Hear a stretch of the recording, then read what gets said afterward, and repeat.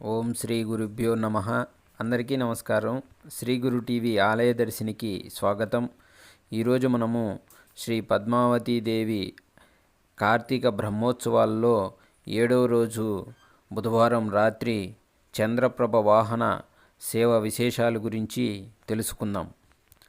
చంద్రప్రభ వాహనంపై చంద్ర సహోదరి తిరుచానూరు శ్రీ పద్మావతి అమ్మవారి కార్తీక బ్రహ్మోత్సవాల్లో రాత్రి 7 గంటల నుండి 9 గంటల వరకు చంద్రప్రభ వాహనంపై అమ్మవారు ధనలక్ష్మి అలంకారంలో దర్శనమిస్తూ భక్తులను అనుగ్రహించారు.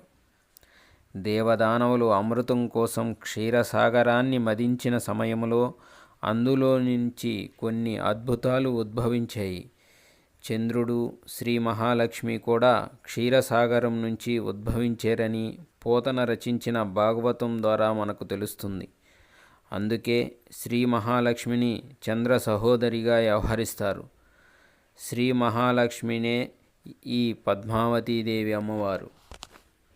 జ్యోతిష్య శాస్త్ర ప్రకారం చంద్రుడు మనఃకారకుడు, ఔషధాలను తేజోవంతం చేసే శక్తి కలవాడు. అందుకే చంద్రప్రభ వాహనంపై ఊరేగే చంద్ర సహోదరి శ్రీ పద్మావతీదేవిని దర్శించుకుంటే మానసిక ప్రశాంతత కలుగుతుంది. సమస్త ఔషధీతత్వంతో రోగనాశనం జరుగుతుంది. అంతేకాదు, చంద్రప్రభ వాహనంపై ఊరేగే అమ్మవారి దర్శనంతో సకల పాపాలు తొలగి సమస్త సంపదలు సమకూరుతాయని భక్తుల ప్రగాఢ విశ్వాసం. క్షీరసాగరంలో ఉద్భవించిన లక్ష్మికి చంద్రుడు సోదరుడు.